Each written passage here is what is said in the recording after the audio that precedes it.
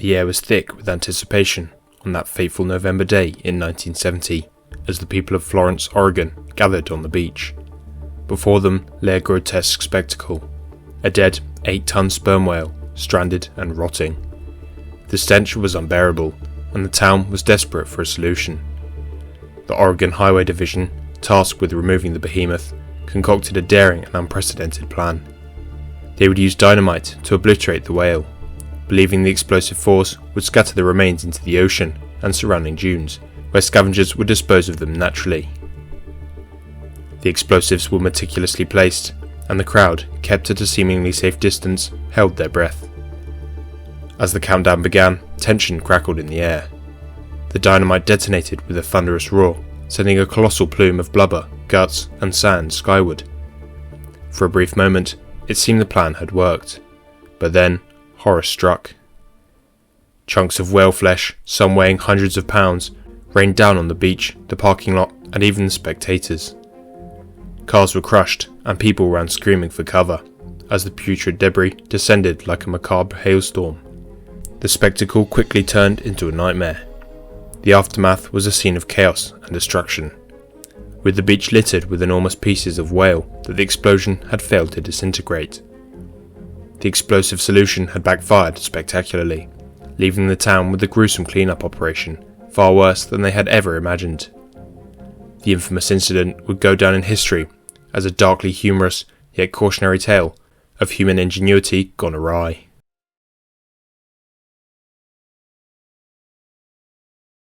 Background. In November 1970, the tranquil beach town of Florence, Oregon was thrust into an unexpected and surreal predicament.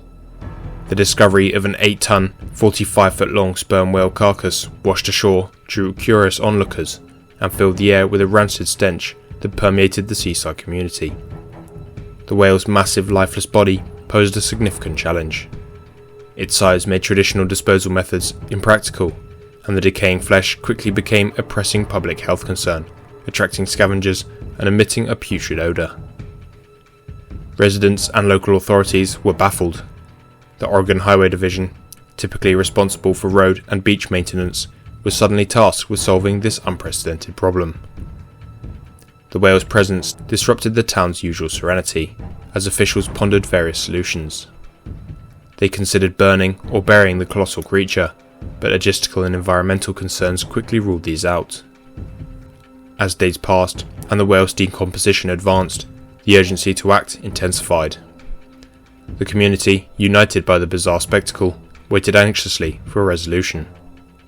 Little did they know the chosen method would become one of the most infamous and darkly humorous episodes in Oregon's history, forever cementing the tale of the Florence whale in local lore.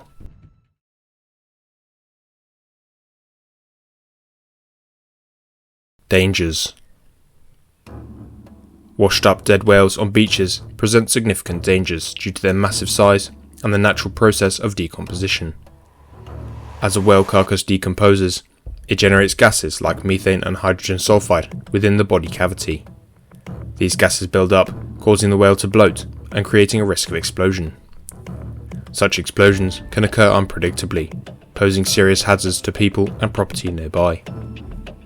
Additionally, the carcass attracts scavengers and insects, potentially spreading disease.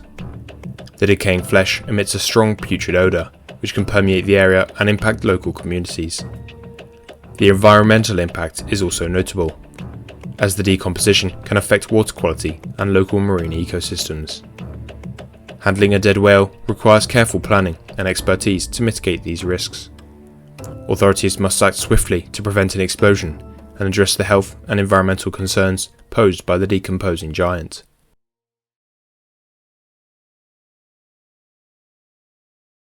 Plan. To address the issue, the Oregon Highway Division devised a controversial and ambitious plan to dispose of the whale carcass.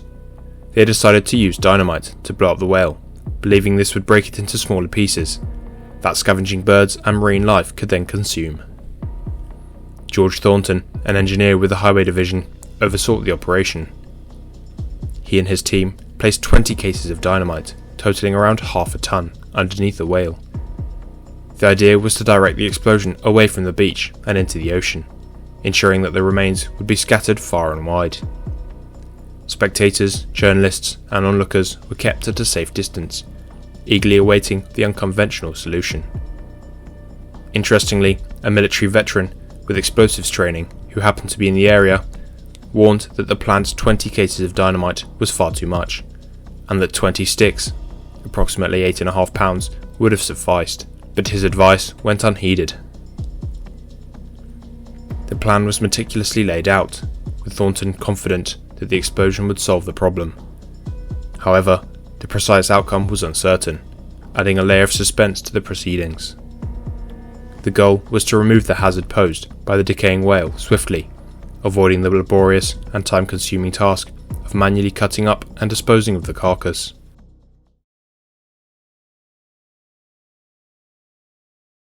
Get a whale of a deal. The explosion of the dead whale at Florence, Oregon, on the 12th of November 1970 was a dramatic and chaotic event. When the dynamite was detonated, the blast sent chunks of whale blubber flying in all directions.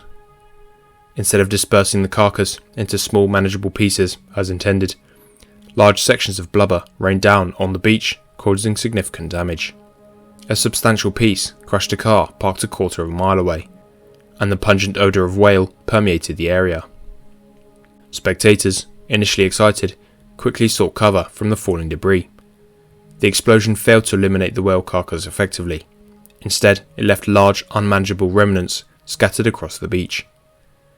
The aftermath required additional cleanup efforts, as the desired outcome of the explosion was not achieved. The incident became infamous, highlighting the unpredictability and potential hazards of using explosives for such purposes.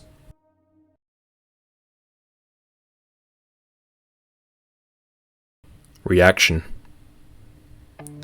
The public and media reaction to the whale explosion in Florence, Oregon was a mix of shock, amusement and disbelief. Spectators who had gathered to witness the event quickly realised the danger, as large chunks of whale blubber rained down, some causing damage and forcing people to run for cover. The event turned into a chaotic scene that left many questioning the decision-making process behind the explosion. News coverage quickly picked up the story, with local media capturing the dramatic footage of the explosion and its aftermath. The event was soon reported nationally, and it became a sensation due to the sheer absurdity and unexpected outcome. Reporters highlighted the miscalculation and the comedic yet hazardous results, turning it into a cautionary tale of unconventional problem-solving gone wrong. The explosives expert veteran's brand new automobile, purchased during a get a whale of a deal promotion in a nearby city, was comically flattened by a chunk of falling blubber. Local news reporter Paul Linman noted, "It might be concluded that should a whale ever be washed ashore in Lane County again, those in charge will not only remember what to do, they'll certainly remember what not to do." In fact, when 41 sperm whales beached nearby in 1979, state parks officials burnt and buried them. The incident has since become a part of local folklore, and is often cited as an example of bureaucratic overreach and the unintended consequences of seemingly logical plans.